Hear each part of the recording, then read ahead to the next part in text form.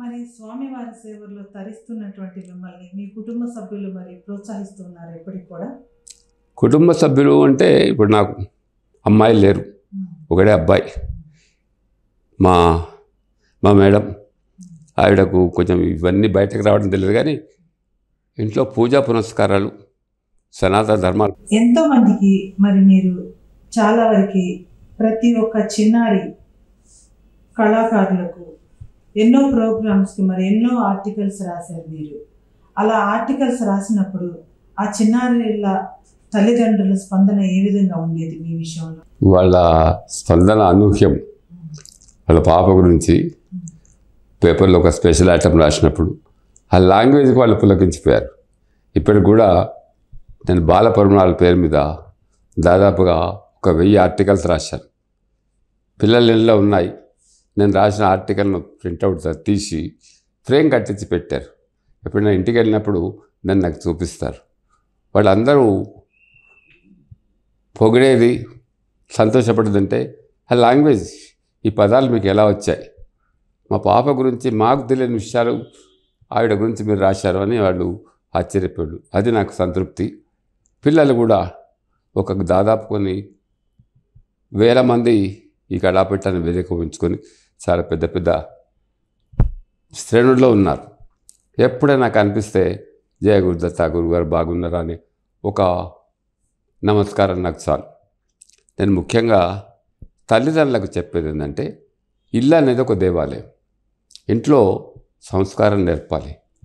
ఇంటికి ఎవరైనా వచ్చినప్పుడు నమస్కారం పెట్టడం, రమ్మనడం, కూర్చోమనడం, ఆతిథ్యం, ఇవి ఈ మధ్యలో మృగ్యమయ్యాయి. అలాగే మన పద్ధతులు, మన పండుగలు, మన ఆచారాలు అవి తూచా తప్పకుండా పాటించాల్సిన విధానం వాళ్ళకి చెప్పాలి. ఇవన్నింటికీ మెయిన్ రోల్ ఎవరంటే అమ్మ. తల్లి ప్రత్యక్ష దైవం కాబట్టి, మొదట గురువు తల్లి కాబట్టి తల్లి ఎక్కువ చొరవ తీసుకోవాలి, ఎక్కువ ఇంట్రెస్ట్ చూపాలి. అలాగే నాన్న, ఇంకా గురువులు చాలామంది గురువులు చాలా రకాలుగా చెప్తారు. మంచి గురువులు ఉంటారు, చెడ్డ గురువులు ఉంటారు, టైంపాస్ గురువులు ఉంటారు. కానీ మన నిబద్ధత మనది. మన మైండ్ ఏ రకంగా పనిచేయాలి, పిల్లవాడు ఏ రూట్లో పోతున్నాడు, ఏం చదువుకుంటున్నాడు, మనం ఏ రకంగా మలచాలి అనే ఒక రూపశిల్ప కల్పన తల్లిదండ్రులకు తప్పకుండా ఉండాలి. మనం మన పరంపరానుగతంగా వస్తున్న సాంప్రదాయాన్ని, కళల్ని రక్షించుకోవడానికి మన పిల్లల్ని మనం సమాయత్తం చేయాలి. ఇవాళ చూస్తే మనం ఛానల్స్లో చూస్తే ఏ ఛానల్స్ చూసినా పిల్లలదే ఎక్కువ పాత్ర ఉంది. పాడతా తీయగా లాంటి ప్రోగ్రామ్స్ చాలా ఎస్వీబీసీ వాళ్ళు చేశారు, దూరదర్శన్ వాళ్ళు చేశారు. సారూరి వాసురావు గారి ఆధ్వర్యంలో దూరదర్శన్లో చాలా పిల్లల కార్యక్రమం, ఎస్వీబీసీలో కూడా పిల్లల కార్యక్రమాలు అలాగే ఇప్పటికీ నడుస్తుంది. బాలుగారు లేకున్నా కూడా చాలా ఫేమస్ పోయిన పాడతా తీయగా దాని లెవెల్లో ఎక్కడా ప్రపంచంలో అంత మంచి కార్యక్రమం లేదు. ఎన్నో భాషల్లో పెట్టారు, కానీ పాడతా తీయగా ఈజ్ యూనిక్. అంటే ఎలాంటి పాటలు పాడాలి, పాటలో ఉన్న మాధుర్యం ఏంటి, ఘంటసాల పాట ఏంటి, సుశీల పాట ఏంటి, జానకి పాట ఏంటి, ఈ రకమైన ఒక మంచి మెళకువలు, వాటి మీద నాలెడ్జ్ పాడుతున్న వాళ్ళ కాకుండా చూస్తున్న వాళ్ళ కూడా కలిగిస్తున్న అపూర్వమైన కార్యక్రమాలు పిల్లల కొరకు రూపొందించబడుతున్నాయి. అలాగే మహాభారతం, రామాయణం కూడా పిల్లలకి చాలా నచ్చాయి. ఇప్పుడు వాళ్ళు చూస్తున్నారు. దాదాపు చాలామంది పిల్లలు మిగతా వాటికంటే ఇవి చూడడానికి ఇష్టపడుతున్నారు. ఆంజనేయ స్వామి సీరియల్స్, ఆయన స్టోరీస్, ఈ రకంగా పౌరాణిక గాథలు ఎక్కువ చూడడానికి ఇంట్రెస్ట్ చూపుతున్నారు. అది ఒక సంతోషించదగిన అంశం. కాబట్టి పిల్లల తల్లిదండ్రులకు ముఖ్యంగా, అలాగే స్కూల్లో పనిచేసే గురువులకి, ట్యూషన్ చెప్పే గురువులకి, అందరికీ కూడా ముందుగా పిల్లల్ని జాగ్రత్తగా మలచండి. ఒక గౌరవాత్మకంగా వాళ్ళు పెరిగి వాళ్ళు కూడా ఒక మంచి ఉన్నత భవిష్యత్తుకు బాటలు వేసే విధంగా వాళ్ళకి మీరు చైతన్యవ్వాలని నేను మిమ్మల్ని అందరినీ కోరుతున్నాను. మిమ్మల్ని చాలామంది మరి ఒక విషయం మేము విన్నాము, పిల్లల కోడి అని అంటారు కదా మిమ్మల్ని. పిల్లల కోడి అని అసలు ఎందుకు అంటారు మిమ్మల్ని? పిల్లల కోడి అనే పేరు ఎందుకు వచ్చిందంటే, నేను బాగా లైక్ చేస్తాను. నేను వాళ్ళని లైక్ చేసినట్టు నన్ను వాళ్ళు బాగా లైక్ చేస్తారు.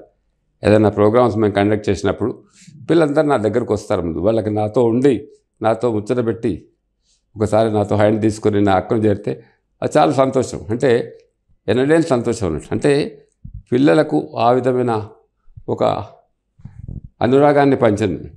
వాళ్ళు కూడా నాకు ఇచ్చారని చెప్తున్నా.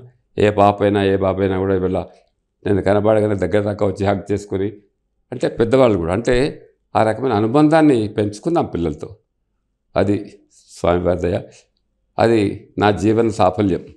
నాకు ఏ పురస్కారం పద్మశ్రీ కూడా అవసరం లేదు. ఏదైనా సన్మానం చేస్తా అంటే కూడా నాకు సన్మానం వద్దని చెప్తాను. నాకు ఈ పిల్లలు చాలు.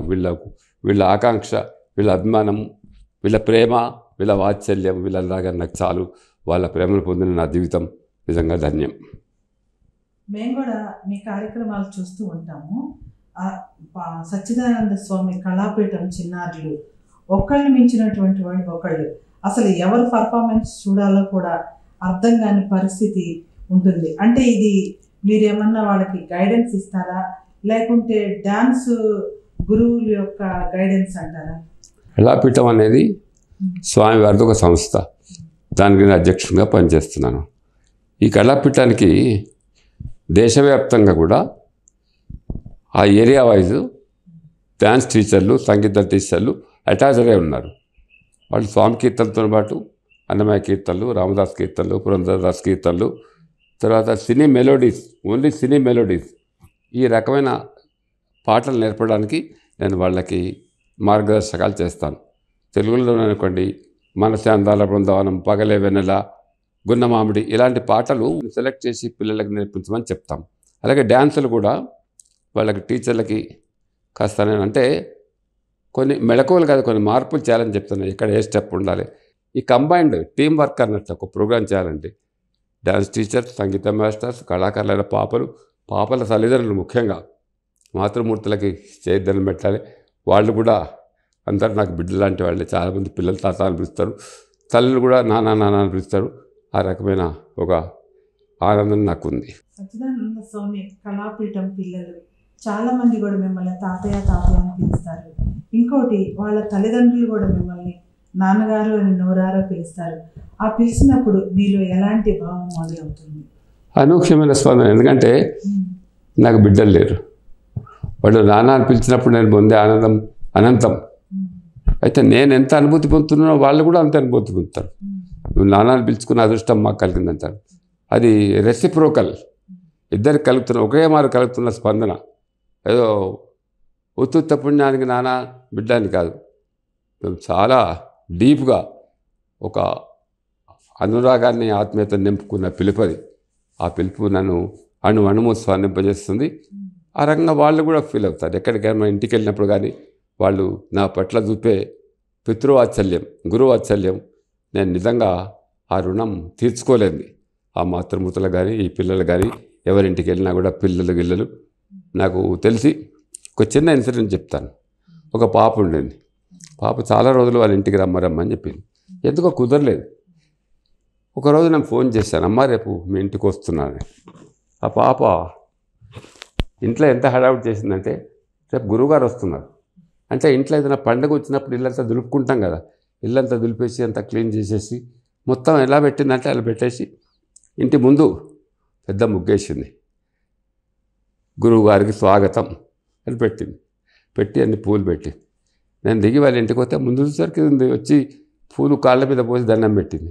అమ్మ అంటే ఆ పాపకి ఎంత అభిమానం, ఎంత ప్రేమ, ఎంత రెస్పెక్ట్ ఉంటే అది చేసింది. ఆ పాప ఇప్పుడు కూడా 10th వచ్చింది అని చెప్తున్నాను. అలాంటి అనుభవాలు చాలా ఉన్నాయి. ఇంకొక విచిత్రమైన సంఘటన, ఒక పాప జయ, మంచి డ్యాన్సర్, సింగర్స్, అది ఒకరోజు సిక్ అయిపోయింది. 2వ రోజు కూడా దానికి కాలే. తల్లిదండ్రులతో చెప్పింది, నాకు గురువుగారు వచ్చి గురువుగారితో ముచ్చట పెట్టుకుంటే నాకు ఈ జ్వరం పోతుంది, నాకు ట్యాబ్లెట్స్ వద్దని. సరే వాళ్ళ తండ్రి ఏదో పని మీద పోయాడు, వాళ్ళ అమ్మ కూడా ఇంట్రెస్ట్ తీసుకోలేదు. 4వ నాడు మరీ జ్వరం వచ్చి హాస్పిటల్లో జాయిన్ చేస్తే నాకు అక్కడ కూడా డాక్టర్ చెప్పిందట, మీరు ఎవ్వరు ఏం చేయలేరు, నా గురువుగారు రావాలి అని చెప్పింది. అంటే వాళ్ళు చెప్పాడట, ఆ గురువుగారు ఎవరు రమ్మని అంటే వాళ్ళు నాకు ఫోన్ చేస్తే ఇక్కడెక్కడ బర్కత్పురాలు వుడ్లాండ్ హాస్పిటల్కి వెళ్ళారు. చూసిన తర్వాత పిల్ల బెడ్ నుంచి లేచి వచ్చి హగ్ చేసుకుంది, ఏడ్చింది చాలాసేపు. అంటే కొద్దిసేపు అయిన తర్వాత ఊరిటైంది, సాయంత్రం డిశ్చార్జ్ అయింది. అంటే ఒక అనుభూతి. ఈ రకంగా నాకు అంటే ప్రహ్లాదుల్లాగా ఏదైనా రక్షించేవాడు నాకేంగా ఉన్నాడు అనుకునేంత నమ్మకం వాళ్ళకు నా మీద ఉంది. దానికి నేను వాళ్ళకి ఎంత రుణపడి ఉంటానంటే పిల్లలకి మాతృమూర్తులకి చాలా రుణపడి ఉంటాను.